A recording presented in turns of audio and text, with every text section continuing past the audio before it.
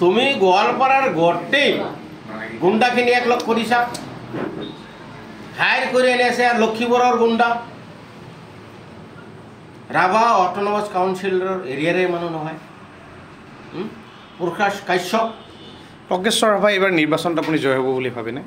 তেওঁ যিটো পৰিষদীয় সমষ্টিৰ পৰা তেওঁ প্ৰাৰ্থিত্ব আগবঢ়াইছে। মই এই অঞ্চলৰ ৰাভা হাছং অঞ্চলৰ ভোটাৰৰ সিদ্ধান্ত ল'ব। ভোটাৰক মই এটাই অনুৰোধ কৰিছোঁ আৰু আহ্বান জনাইছোঁ, আপোনালোকে হাওক গোটাওক।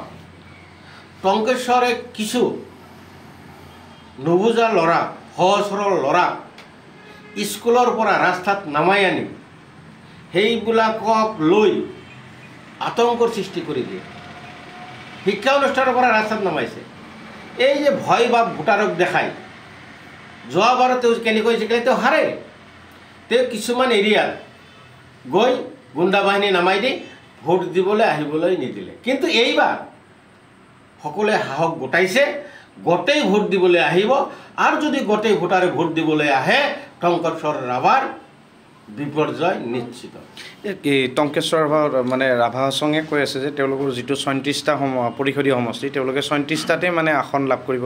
যিহেতু অলৰেডি ৩টাত তেওঁলোকে বিনা প্ৰতিদ্বন্দ্বিতাত জয় হ'ল, জয়ৰামকুছি, কলিয়াকোট আৰু আপোনাৰ হাহিমক।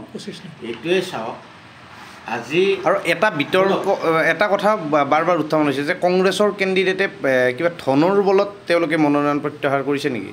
আপোনালোকৰ যি দুজন কংগ্ৰেছৰ কেণ্ডিডেটে মনোনয়ন প্ৰত্যাহাৰ ধনৰ বলে হওক, জনৰ বলে হওক, মাৰপিটৰ ভয় দেখাই হওক, যেনেকৈ হওক।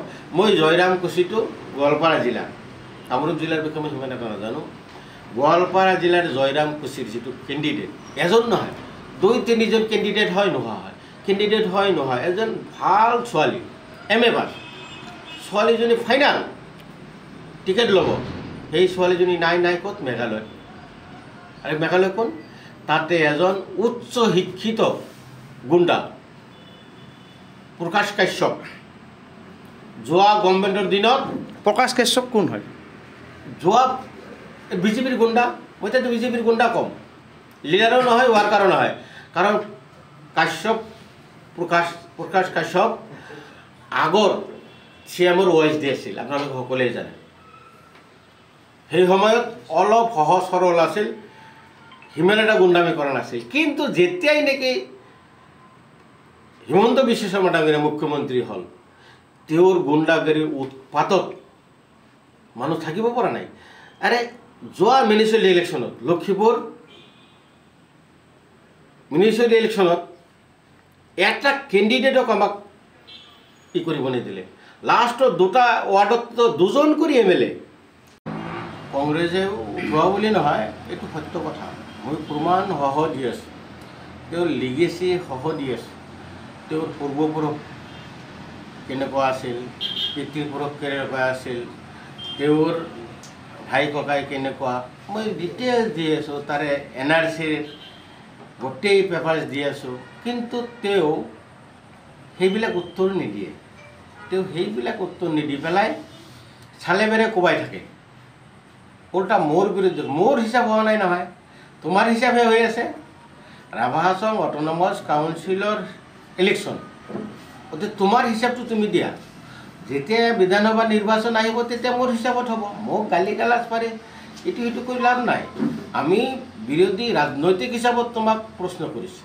মই কৈছোঁ তুমি গুণ্ডা টেক্স তোলা।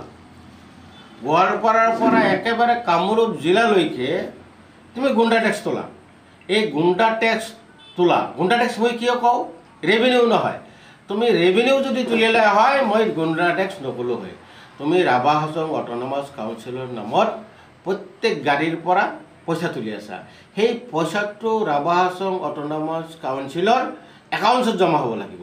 সেই একাউণ্টছত জমা নহয়, তুমি পকেটত সোমাই আছা। সেইকাৰণে মই কৈছোঁ এইটো গুণ্ডা টেক্স, টংকেশ্বৰ ৰাভাৰ গুণ্ডা টেক্স।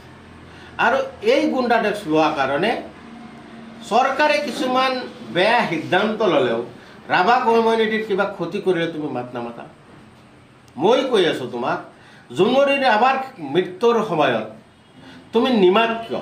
তাৰ উত্তৰটো দিয়া। আহিছিল গোৱালপাৰাত, কিন্তু গোৱালপাৰাত তেওঁ টিকি থাকিব নোৱাৰিলে, কাৰণ তেওঁতকৈ আৰু বেলেগ এজন আছে। মোৰ ঠাইত মোৰ মিউনিচিপালিটিত আহিছিল গুণ্ডামি কৰিবলৈ, কিন্তু উল্টি গৈছে। এতিয়া গুণ্ডামি গোৱালপাৰা টাউনত সেই গুণ্ডামি দেখাব পৰা নাই আৰু কেতিয়াও দেখাবও নোৱাৰিব। গতিকে এই যে এক গুণ্ডা, টংকেশ্বৰ এক গুণ্ডা আৰু প্ৰকাশ কাশ্যপ এক গুণ্ডা, আৰু এইবিলাক গোটেই ইন্ধন যোগায় আমাৰ গোৱালপাৰা জিলাৰ ইনচাৰ্জ মন্ত্ৰী, বেপাৰী মন্ত্ৰী তেওঁ, এই তিনিজন মিলি তেওঁ আৰু প্ৰশাসনটো মেনেজ কৰে। আজি এছেম্বলিত তেওঁৰ বিৰুদ্ধে কি চলিছে সুধিব, আমাৰ অশোক সিংঘাল ডাঙৰীয়াৰ বিৰুদ্ধে নিশ্চয় আপোনালোকে শুনিব। আজি সভা স্থগিত কৰিবলৈ বাধ্য হৈছে তেওঁৰ যিটো কেলেংকাৰী। কংগ্ৰেছে এইবাৰ ৰাভা হাছং নিৰ্বাচন কিমানখন আসন পাব বুলি ভাবে আপুনি? আমিতো আশা খাৱাত মোৰটো মই ক'ব পাৰিম, মোৰ 3টা সমষ্টি আছে। মই 3টা সমষ্টিৰ 2টা 100% জিকিব, এটা অৱশ্যে আমি জিকিব নোৱাৰিম, কিন্তু তেওঁলোকেও নিজিকে, তাতে ইণ্ডিপেণ্ডেণ্ট জিকিব। পূৰ্বজগৰটো ইণ্ডিপেণ্ডেণ্ট জিকিব। জিনানীটো লিখি লওক, টংকেশ্বৰ কিয়, তাৰ সেই সীতাৰাম শৰণীয়াক লৈ আহক আৰু কাকবা লৈ আহক, জিনানী জিকিব নোৱাৰে, মই জিকাম। মই কৈছিলোঁ আগিয়া কংগ্ৰেছে কেণ্ডিডেট জিকাম। মোৰ সমষ্টিত 3টা, এইটো মই ডাঠি কৈ দিলোঁ। বাকীখিনি আপুনি দাৰকাত খবৰ পাইছোঁ, সেইটো জিকিব। আপুনি কথাকুটিটো জিকিব। কথাকুটি ইমান চেষ্টা কৰিছে উদ্যোগ কৰিবৰ কাৰণে, কিমান ধন বল জনবল গুণ্ডা বাহিনী লগাই দিছিল। কোনে কোনে চেষ্টা কৰিছে? এই গুণ্ডা বাহিনী, লক্ষীপুৰৰ সেই গুণ্ডাটো লাগিছিল, মই ভালকৈ জানো। সুধিব তেওঁক যদি কোনোবা দিন আপোনালোকে লগ পায়, এই প্ৰকাশ কাশ্যপক ক'ব যে আপুনি খুটা মাৰি, ঠিক এই জয়ৰামকুচিটোৰ নিচিনা খুটা মাৰিটো বোলে এনেকুৱা হুলস্থুল কৰিছিল উদ্যোগ কৰিবলৈ, সঁচা না মিছা কম। এইটো অভিযোগ আনিছে গোৱালপাৰা সমষ্টিৰ বিধায়ক একে ৰচিতা লগাই। মই ডাইৰেক্ট নাম কৈ দিলোঁ, মোৰ কথা সুধিব, চেলেঞ্জ কৰিছে, প্ৰমাণ হোৱা আছে।